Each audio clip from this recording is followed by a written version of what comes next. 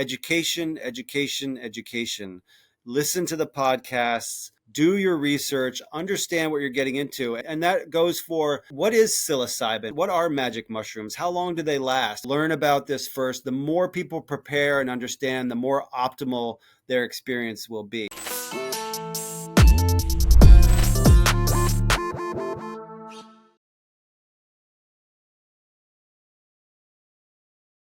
Hello, everybody. Welcome to another episode of the Webdelics podcast, where we're on a journey to find out the truth about psychedelics and plant medicine, get rid of the myths, and change the narrative. I'm your host, Scott Mason, and with us today is an extraordinary guest, the one and only Rick Barnett. Rick, I've got to say, your resume... It's very impressive. I was a little intimidated. Rick, just tell us about yourself. Hey, Scott. Thank you. Yeah, thanks for having me on Webdelics. I'm really happy to be here. I guess my resume is impressive. I am a clinical psychologist at the doctoral level, and I started off my academic career, believe it or not, at the University of Vermont. And I had a pretty bad alcohol problem at that point and flamed out. I was able to get my act together, so to speak, and transferred to Columbia University, where I got my undergraduate degree in psychology, and then went on to get a doctoral degree in clinical psychology up in the Bronx, Yeshiva University, Furkhoff Graduate School of Psychology. And that, that was something that I stumbled into because my early days as a wayward youth were spent, busying my time with all kinds of activities that got me into a lot of trouble. And one of the things that I did back then was psychedelics. And psychedelics turned me on to the mind, behaviors, philosophy, interpersonal relations. And even though I ran into trouble with addiction as I went through my teens and eventually got sober, my experience with psychedelics never left me. And in fact, I credit my experience with psychedelics, not only with my recovery from addiction, but also my interest in psychology, my desire to help people. And, lo and behold, here we are in the early 2020s. We're in 2023, and psychedelics are now back in the forefront. You and I are having this conversation, Scott. Webdelics podcast exists. People are interested in this topic. I've been through it both personally and professionally, learning about psychedelics, learning about how they can be used safely and effectively for good, and knowing the risks associated with them. So, practicing as a psychologist for the last 25 years, almost 23 years, and actually seeing that psychedelics have real potential to add to our toolkit. We have tools, we have cognitive behavioral therapy, we have psychoanalytic therapy, we have psychotropic medications.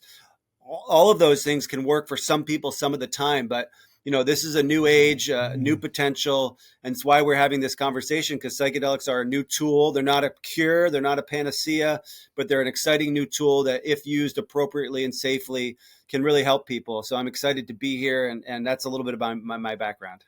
We are excited to have you too, Rick. Welcome to the show. Before we go any further, I've got to say, I always like having conversations with folks who have a little bit of homeboy in them. I didn't realize until you were talking about yourself that you and I have a little bit of a shared heritage in the boogie down. And for those of you who don't know what the boogie down is, that's another word for the Bronx. I had my first job here in New York City in the boogie down. I see that you were in there too. I lived in the boogie down for a while. So you're automatically awesome. And I can tell that you're real simply because of that little common heritage. Now, be that as it may, the theme of today's episode is about where one might go to have a psychedelic experience, particularly your first one, a clinical setting, or maybe a retreat setting, or some other sort of shamanistic environment. And this is a critical issue now because, as we discussed in recent episodes, I never dreamed when I was living in the boogie down that I'd be up here hosting a podcast about psychedelics. Everything that you just said about the psychedelic renaissance is true. And after learning everything that I have as the host of this podcast, who walked into it knowing nothing about this world, I realize that this is something that could help me on my own journey. And as someone who is like so many of our audience members, I want to make sure that when this opportunity comes, that I do it carefully, that I do it in a way that moves my life forward, and that I do it in a way that's safe. So I've made a decision, like I said, to engage in such a journey. But where do I go? And just one more thing. Your background. You worked in a hospital, one of the best in New York City. You were involved in an addiction-based nonprofit. You are a clinical psychologist. I suspect that you're going to be walking into this conversation totally biased, telling me I've got to do something that's all regulatory and that's all medically protected and in a clinical setting and all that sort of stuff. So what I want to know is, can you, A, are my assumptions about your biases right? B, can you even set them aside? Because the audience needs to hear the truth, not slanted one way or the other, or the truth to the extent that we can all share our own truths and beliefs, honestly. Yeah, no, I think that the bias towards the medical model, the highly regulated Western medicalized approach to psychological issues, psychopathology, personal growth, safety around using substances is something that I take very seriously. However, I know from firsthand experience, as well as having been part of that culture, that Western medical culture, that it is a broken system and that it doesn't work for everybody. It's there for a reason. It's very important to have regulatory models, to have the evidence, to do the research, and to stand up systems of safety so people feel supported and they feel like this is trusted and a viable approach to mental health or addiction recovery or even some medical problems. But we know that psychedelic medicines have been used for millennia, centuries, by cultures that have no idea what a regulated, medicalized Western model is. And they've done it safely, they've done it effectively for community building, for connecting to their higher selves, to the divine, for health and wellness and ritual and ceremony.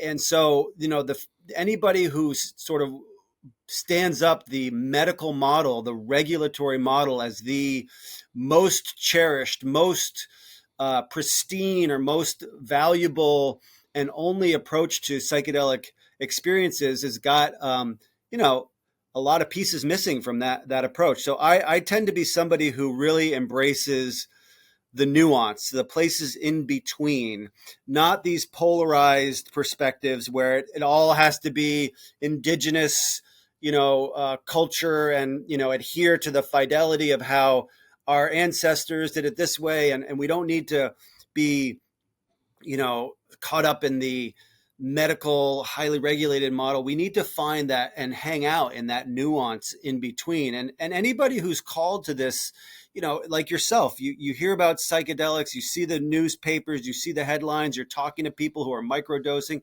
I ask you, Scott, Yeah. and I ask the listeners of Webdelics, like, what has called you to this field? What has called you to this experience? Something has called each one of us forward. When we stumble across it, it's like, this can't be, or this is exciting, or this is horrible, and these experiences, and oh, that sounds like it could be good for me. We always have to ask ourselves, what is calling us to this work? And that's gonna begin the journey of figuring out what type of setting, what type of molecule, what type of experience, and the type of people I might want to have this experience with.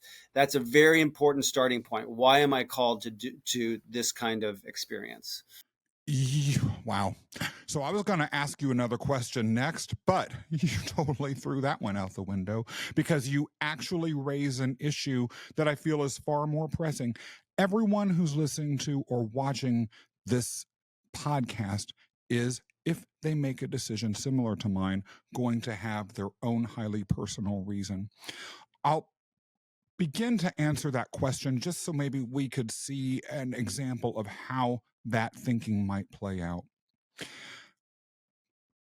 As of the date of this recording, which is in the fall of 2023, a few months before, I had a sudden, unexplained, to this day, severe illness. It utterly debilitated me. And for a period, I couldn't even walk. I was in the hospital for a couple of weeks and gradually got better, and I'm feeling better now. But during that time, you know how severe illness can be. It can open your mind to insight. And as I sat there in that hospital and then during the recovery period afterward with nothing to do but think, I began to understand that this represented a chance for additional personal growth, development, stepping into the future. I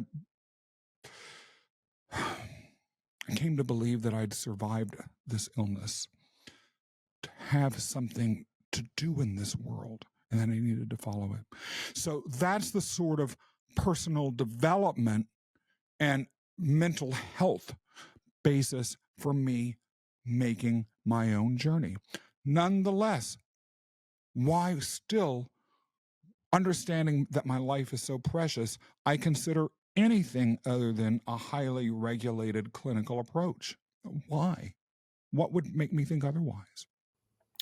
Well, it's interesting. Your example, Scott, is an example where I don't know. I haven't sat with you in my office. I haven't diagnosed you. I haven't assessed or diagnosed you. I don't know if you have an actual mental health condition that would be diagnosed and therefore it would be decided if something like ketamine, which is a legal psychedelic-like substance, or psychedelic like psilocybin or MDMA, which will be legal at some point, if those particular molecules and experiences would be right for you. But let's just say you're somebody like you just described. You had an experience in your life somewhat traumatic to be shut down with such a severe medical illness, or some other trauma in your life, or some experience that somebody might have in a dream or a meditation or doing yoga or an interaction with a friend that really is meaningful and opens them up to a certain kind of curiosity about themselves and the world. And it becomes a personal curiosity. It becomes a spiritual quest, a seeking of more meaning, and it doesn't require a mental health diagnosis. So you want to be thinking about, if that's the place you're coming from, Scott Mason is interested in exploring what has been opened up in him as a result of this recent experience.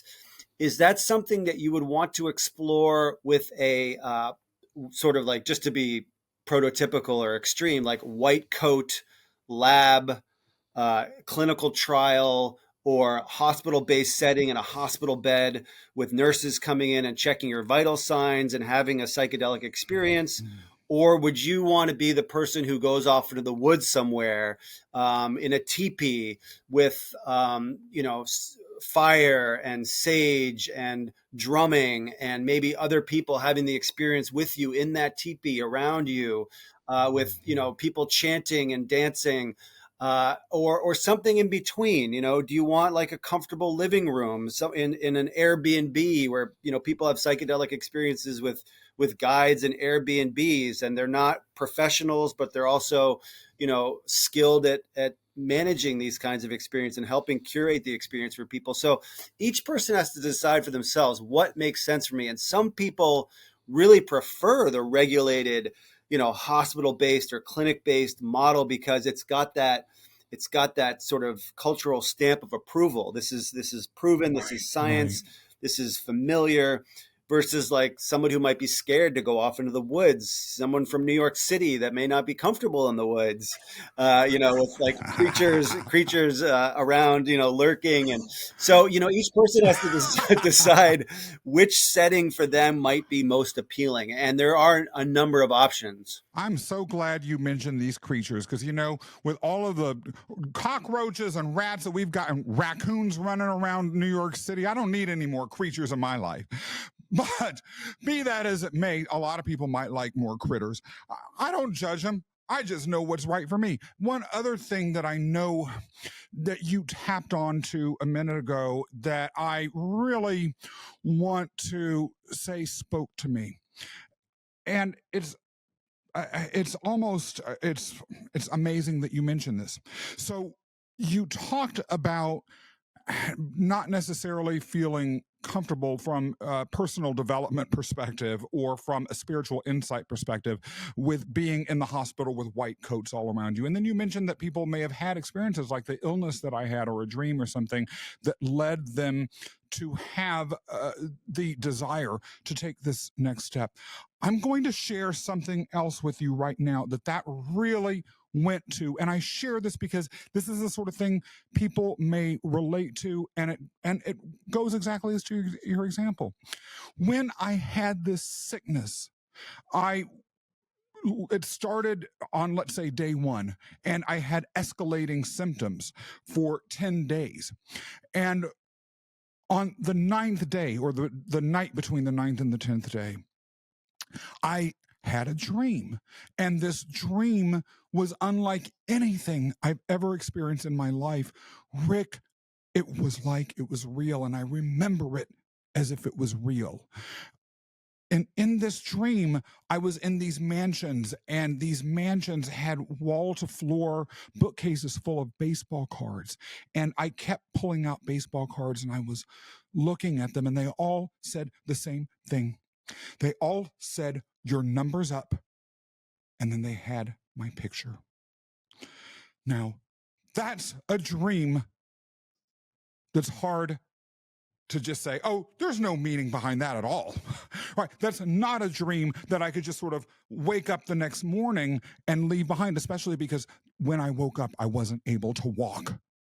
So I went to the hospital, and at one point they told me, "Scott, you're going to be okay. You're going to make it through this." And I burst into tears, and I told them about that dream, and they didn't even know how to respond. The clinicians, the model of medicine that we had, were simply not capable of dealing with this sort of transformational trigger. I hear what you're saying. Mm-hmm. Yeah. Yeah, and that's very powerful, very meaningful to have that dream on the eve of the going into the hospital setting, and then sharing that when you're feeling really desperate and really scared to not have the kind of support or interaction, human interaction that would lend itself to a sense of safety, security, really being seen and really being heard. And that dream is I mean, I don't do dream analysis in my work, but I find dreams fascinating and always, like you said, very rich with meaning. And we get to decide what kind of meaning we assign to it. And for you, it's very easy to assign the kind of meaning like, oh shit, like my number's up, like this is it. I'm going. This is the end of the end. And yet, you have this mansions, and you have the baseball cards, and you have your picture, and your picture's on the card. It could be interpreted as like, this is a turning point in your life. This is a major turning point in your life. It's time for you to make the changes you need to make a difference in your own life, and maybe the difference in other people's lives. You're on the card. Baseball cards are valuable things that are traded, and that people, historically and even currently, like, they're very valuable. So it's very valuable to have your picture show up on that card. Your number's up, like you're being called forward to do something. I hadn't thought about the baseball card imagery or the value of baseball cards or the mansions that way before. So thank you for that insight. Although it did occur to me once I didn't die that maybe that term, "your number's up," meant something. And that will always influence the decision that I made. And I have to just go back to this as something that people who are listening to or watching this show, who might be questioning whether this is right for them, can take and apply to whatever is driving them. You've touched on a little bit what my next question was going to be before you and you alone, Mr. Barnett, took us down this wild rabbit hole, but one that I hope the audience finds very rewarding. And that is, you said earlier, the medical system is broken. As someone who spent so much time invested in it, part of me has to say, well, how can he say that? Your entire educational background is in that. What transformed within you to get you to understand that and the place we're at now with regards to these substances and how people might want to experience them?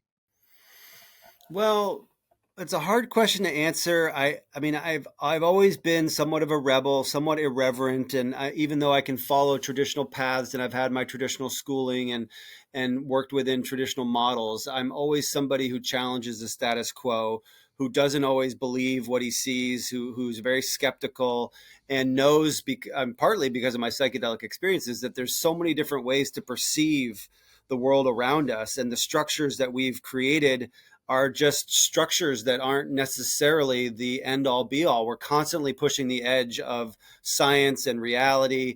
And, psychedelics are the quintessential molecules, experiences that push us to question things. And the medical model, as many people who work within the system know, that there are so many flaws around how research is done, how the money flows to different institutions through pharmaceutical companies, through political influences. And there's a huge enmeshment and conflict of interest issue at hand in the entire medical system, whether it's insurance companies or research institutions. And so, when you work within the system, you get to see all of those relationships and see how convoluted it all is. You can't step away from that and not think something is terribly wrong here. And it doesn't mean the entire system is broken. It just means we have to do a better job of questioning the status quo. And again, psychedelics are the perfect tools to help us all question what we're doing. The other thing that happened, I think, for a lot of people is COVID. When we shut down the entire world or country, and hospitals and educational systems and our jobs, everything was put on hold, and we started to go online, and we really started to question everything. It really did, I think, shine a light on a lot of the flaws in many different systems, not just the medical system. And we are on the back end of that, trying to recover from it and figure out like what needs to be tossed out. And my hope is that psychedelics can come online and really question the models that we have in the medical system to treat illnesses, and talk more about prevention, to talk less about symptom management and more about true healing. And this is going back to those sort of indigenous cultures. We're talking about a paradigm of health and healing, not a paradigm of illness and treatment. So that's why I really think that the system is broken and can be really improved by adopting a new paradigm. Our goal here at Webdelics is to make sure that every single one of these conversations that we have with our guests are evergreen, and that people listening to them 10, 15, 20 years from now will still feel them, or perhaps, as is the case with what you just discussed, have an insight into what was happening during the early days of this Renaissance, and perhaps even from a historical perspective, what was happening as we were emerging from an event, i.e., the COVID pandemic, that even when it first went down, everyone knew would be of historical significance. I have to say, I don't know many people that would have said when the pandemic first started that one of the things it might have done would be to trigger an entire escalation of the role of psychedelics and plant medicines in our culture. But really thinking about this and hearing what you've said, a pretty strong case could be made that might be true, and that none of this might be moving forward like it is had we as an entire planet not gone through this major trauma. Yeah, I mean, one of the things that people used to describe how psychedelics work in an individual. They use this paradigm or this model of the default mode network. So we are operating right now in our default mode network. You and me, Scott, on this Webdelics podcast, we're filtering out all this other stuff and we're focused on what we're doing right here, right now. Our ego's intact. We're having a conversation. That's our default mode network. It really helps us function in the world. When you take psychedelics, what happens is that our default mode network quiets down. All those, tried and true pathways that's filtering everything out quiets down. So we begin to see the world in different ways and new connections get made. And hopefully the idea is that after the psychedelic experience has moved through your system, these new connections have an opportunity to fire together, wire together, and establish new ways of seeing oneself, the world, one's connection to nature and other people. And I think that is the model that seems to have happened with COVID at a global scale, is that we were just all operating in the default mode network, and then COVID comes along and shuts down all these systems, and then new connections get made. And the question is, are there new connections being made as a result of COVID, in society, in culture, globally, that, move us forward as a species or not? I mean, that's still a big question, but I love the juxtaposition of those two sort of concepts, both from the psychedelic world and lived experience going through the COVID pandemic. Brother, I gotta say, boogie down man to boogie down man, that was deep. That was seriously deep. Wow. Okay, let me just recover for a minute from that little metaphor and move on to the next question, which is the one thing, though, that is nagging in the back of my mind when you say, well, these indigenous societies have used these modalities for thousands of years and they've been fine and they've transformed people, is that, well, so what? The beauty of Western medicine and the Western scientific method is that it demands empirical proof. And really, for a very skeptical person could sit up and say, well, yes, people have been using this indigenously for thousands of years, but we only have their lore. We don't necessarily have proof that the settings that they're doing these things in actually have the value that's ascribed to them because it's not been clinically studied. And even you yourself earlier said that there's a lack of comprehensive and detailed research on this topic. And other guests have as much as said that too, in no small part due to the fact that at least in the United States, they're illegal. So how do you reconcile that? And how can we conclude, well, this might be an option that I want to look at if you even agree with what I'm suggesting? There's no way we could have any clinical proof of that, or any empirical proof of that. Well, I think that, from an anthropological perspective, or a bioanthropological perspective, or whatever the sort of study of cultures over time, I think that, in a scientific way, you can make a pretty strong case for that. There's evidence that these medicines have been used safely within cultures that have systems and rituals that support, safe and effective and healing use of these substances. And also, I would say, if I said earlier that I didn't think there was enough evidence in terms of Western science for these molecules, I would retract that. I think there was, as much as people might question the research that took place between the late 1940s and early 50s, all the way up to the early 1970s on psychedelics, something like 40,000 studies, anywhere from mescaline to psilocybin to LSD, that we had a chunk of evidence back then, and the research that's been going on since the late 90s, starting with Rick Strassman in the University of New Mexico with dimethyltryptamine, going all the way to Johns Hopkins with psilocybin and mystical experiences, and now the wealth of data that we have now in the current scientific world. I think there's plenty of evidence from both of these worlds that these medicines can and are being used safely and effectively for transformation, for personal change, for healing, for growth. The question is, I think, and maybe the reason why some people with that hardcore Western model might be skeptical and say that we need more evidence, is because we don't live in a society, Western society, with our instant gratification and our internet and our speed and our need for power and control and this polarized. We have a very ill-suited culture for psychedelic experiences, where those indigenous cultures had a Mm. very solid structure for psychedelic experiences. So we really need to look at ourselves and our current culture and say, like, we're doing? We're not doing healthy things with our bodies, with each other. And our society doesn't support psychedelics, because psychedelics are going to show us how unhealthy we actually are and how much change needs to take place. So I think our society needs to catch up to what psychedelic experiences can offer, rather than psychedelic experiences catching up to Western the Western society. Again, yet another point that is deep and that demands, in my opinion, a moment of reflection.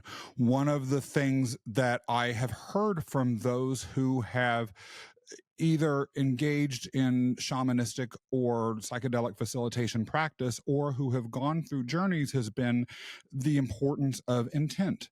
And do you walk in there with a specific intent, or do you walk in there saying, well, let the plant medicines show you basically what you need to see or what they want you to see?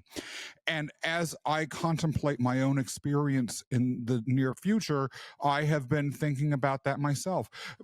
But it's almost like, when talking about the psychedelic renaissance and a changed place for psychedelics and plant medicine in the larger culture, again, the personal to the cultural metaphor reemerges. Are we prepared as a culture to see what these medicines may show all of us? That can be scary. And that's something to contemplate, in my opinion, when we consider what the implications of this renaissance really are going to be and how people are going to react as it moves forward. Yeah.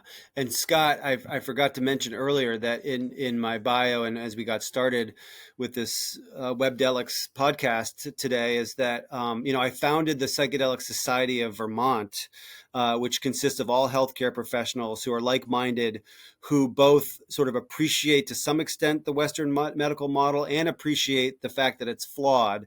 We're all healthcare professionals who want to see psychedelics ushered into the world in a safe and effective way that includes the recognition of these historical indigenous Mm. cultures, and not sort of wedded to a Western medical framework, very open-minded. And I co-founded the Psychedelic Society of Vermont after completing a year-long training in psychedelic research and therapy through the California Institute on Integral Studies, a very thorough training program. So I just wanted to give a shout out to anybody who's interested in this topic. There are ways to be trained and educated in psychedelic therapy, psychedelic research, psychedelic experiences that is very inclusive of both the appreciation for Western medicine, research, science, and also very attuned to the historical precedents, our ancestors, and where these medicines have come from,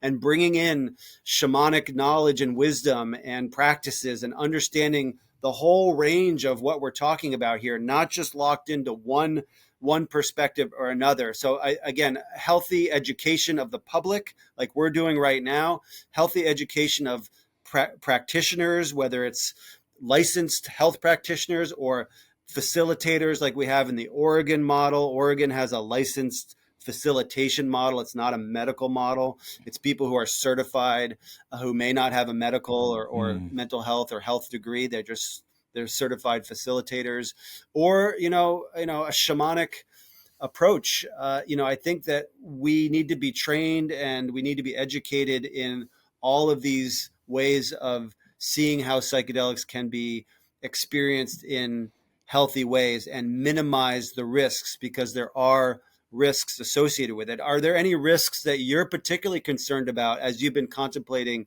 going on your journey? One risk that you sort of indirectly point to, and that again, our common New York City heritage really points to, is the fact that I or an audience member who may be going through the exact same thought process as they're listening to or watching this could get nervous that if they're not in that clinical background, they end up, let's say, in a retreat somewhere in a foreign country that they appear to have they researched and appears to be safe, but then you get there and it's kind of shady, or it's been misadvertised, or it's sort of a tourist scam. But by the way, we don't need to leave the United States to have tourist scam, which is why I was talking about our own background here in New York City. I could have a facilitator right next door to me, and I'd be scared that that facilitator might have, say, they've got all sorts of credentials, or they might come from any sort of shamanic tradition. Yo, they're shady. They're like those people that used to sell weed down in the park near NYU. They claimed their weed was good. I was scared. So that's the sort of concern that someone like me might have with regards to any of these sorts of facilitations, whether here in the United States or in another Western country or in places that have a deeper historical root within the shamanic tradition. Yeah, and so it's interesting because the story that you shared with us about the dream and the illness that increased over the course of days, and you went into the hospital and you shared that dream. I mean, here you are in a trusted Western medical setting, a hospital-based setting with healers, people who are licensed to treat you and heal you and understand you, and they failed. They didn't understand how meaningful it was for you to have that dream, and you weren't seen, you weren't heard, and that was very upsetting for you to have that experience. They really let you down. And we as providers who work in this medical system, we need to hold ourselves to those standards that of human connection, of healing, of being present with our patients, the people that we're treating. So whether it's a shaman who's a scam artist, or a surgeon who has really bad bedside manner, we can feel let down by people who are trying to help us. And so I think what you're speaking to, and there are real risks here, whether it's in a Western medical setting or it's in a shamanic jungle or retreat setting, you really want to have a sense of that you feel seen, that you feel heard, that there is a person there who's looking out for you, that you trust, you've gotten to know a little bit from the very beginning, from when you reached out to that retreat center, from when you reached out to that provider, that you feel like you are seen and heard, and they really are interested in wanting to be present for you throughout the whole process. And that's from preparation to the actual experience itself, and most importantly, afterwards, the integration side of things. Because we've seen sometimes in clinical trials, for example, with psychedelics, you go in as a participant in a clinical trial and you meet with your therapist, the person who's running the study. You have some sessions, you have the psychedelic experience, you have a follow-up integration session, but then the study ends, 3 weeks later, a month later, and you don't have access to those people that will just walk you through this whole process. And that can be very upsetting for some people to not have that follow-up months later. So I think that's the other pieces on the back end of this. Sometimes people can be cracked open, and we need to have access to someone who might have witnessed what happened to us during that experience to help us integrate and get grounded again. And when that's not provided, that can be a real risk.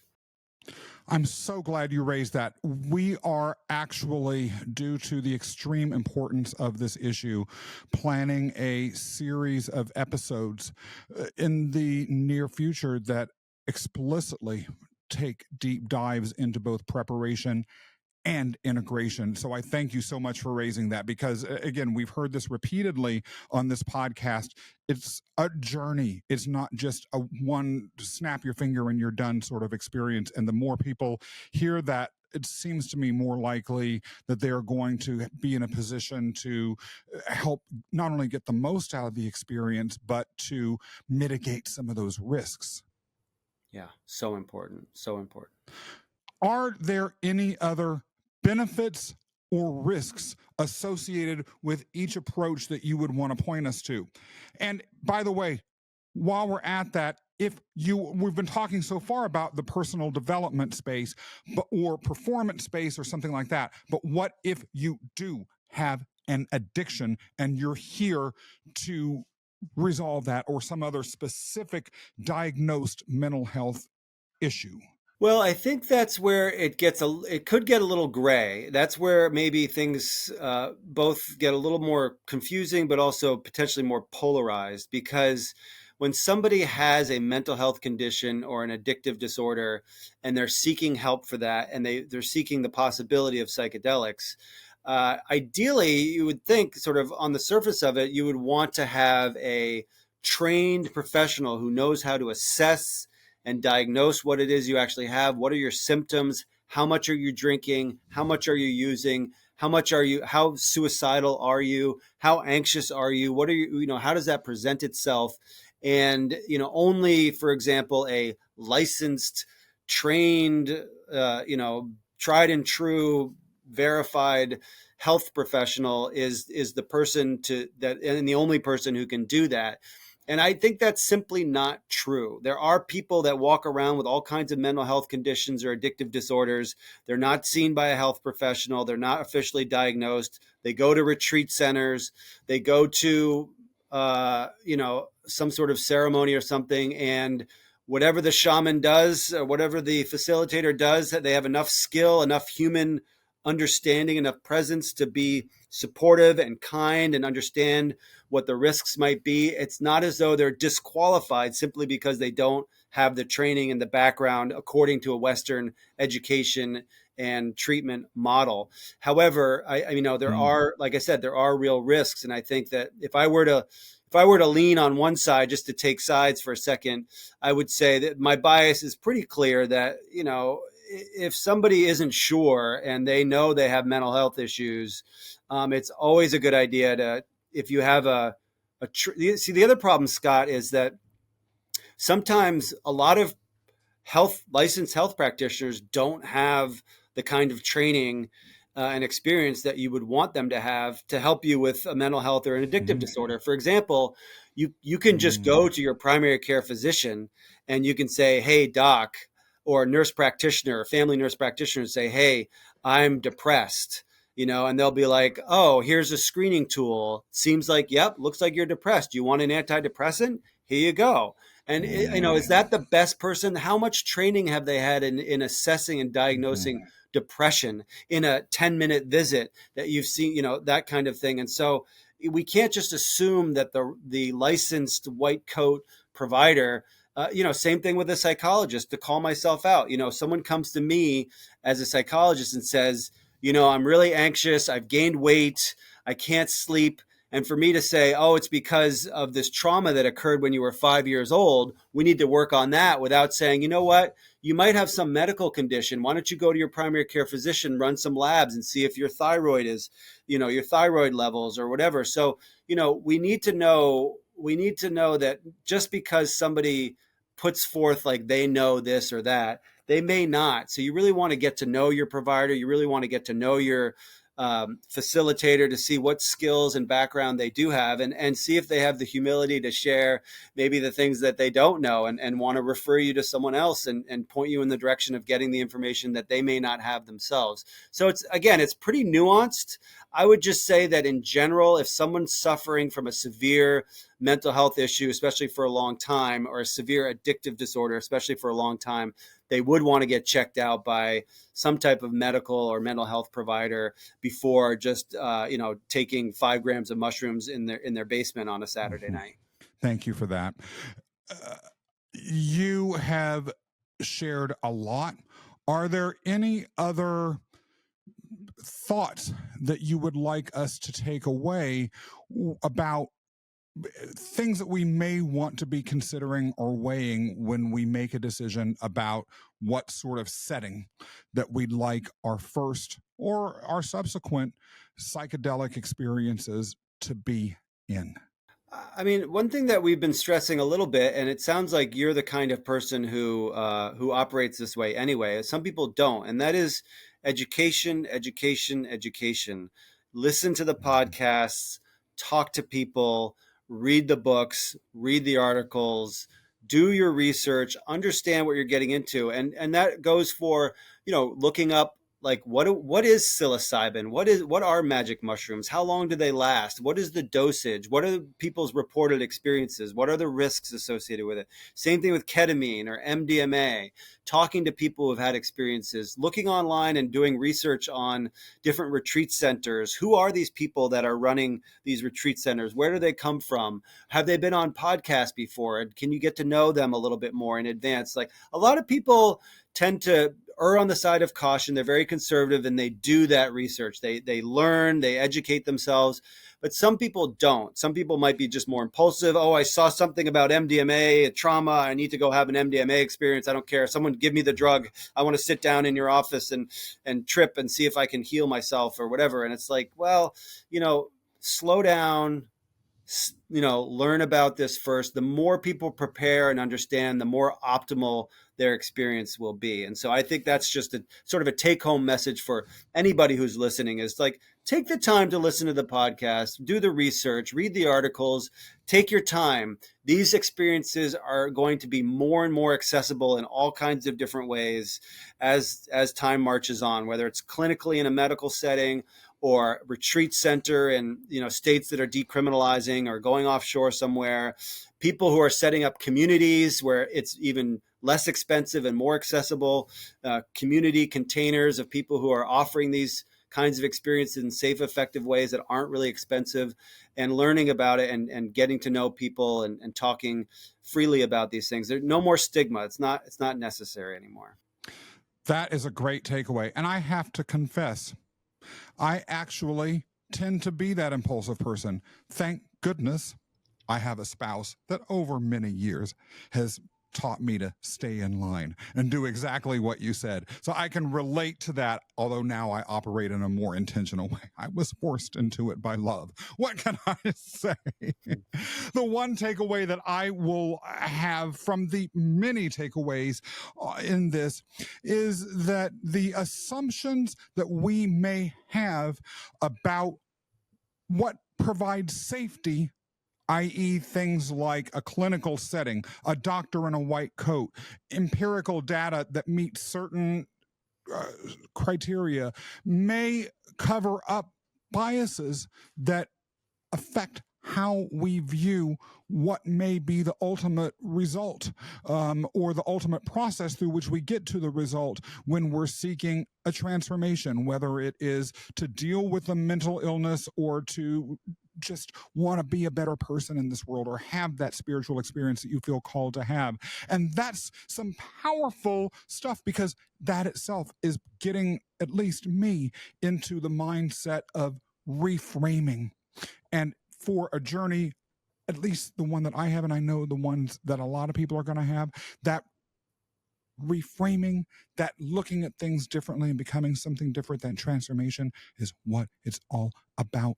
Rick, you've said powerful and interesting stuff today. I know people are going to be listening to you and they're not going to be able to help themselves. They're going to say, how can I find out more about this man? What is he doing? So what do you say to those folks, Rick? Come on. Well, I'm a busy man. I like to be involved in lots of different things, but I can always be found on Twitter. It's now called X, I think, which may be less popular these days for various reasons, but I still post on there. On Instagram, Dr. Rick Barnett, and I'm also, very involved with the psychedelic community. I was a presenter at the Big Maps conference in Denver in June, and we're putting on a conference here in Stowe, Vermont, our second annual conference on psychedelic science and spirituality, called Soulquinox. That's coming up in a couple of weeks. Actually, September 21st to the 23rd. I know we're in 2023, so some people will listen to it after that event takes place. But I can always be reached on social media, and Google me, and stay in touch. I'm happy to share some tidbits of wisdom, whatever I can offer people to keep them grounded in reality, but also feel supported. I don't know that a lot of people are going to be able to resist that sort of offer. I know once you're in Webdelics orbit, we make sure that you stay there. Awesome. So for those of you who are watching or listening and who have enjoyed the entire conversation, learned something from it, be sure to come back over and over again and tell everyone that you know about what we're doing. In upcoming episodes, we're going to be discussing a little bit more about the journey that I'm going to be undertaking, as well as sharing with you, the audience. We're also then, as I mentioned earlier, going to begin to have a series of episodes about integration and preparation, followed by another series of episodes is going to take some really brilliant minds to task to get you information that you need about specific substances, which will help with the exact sort of research that Rick, you just spoke about a minute ago. Now, if you feel so compelled, and we certainly hope that you do, be sure to leave us a 5-star review on your favorite podcast audio platform or leave a comment on our YouTube channel. And then be sure to check out our website at webdelics.com. That's webdelics.com. And sign up to our blog for trusted, incredible information about plant medicine and psychedelics. Also, follow us on our various social media platforms: Instagram, TikTok, LinkedIn, YouTube, all of them, Facebook. And then, above all else, come back next time for another episode of the Webdelics podcast.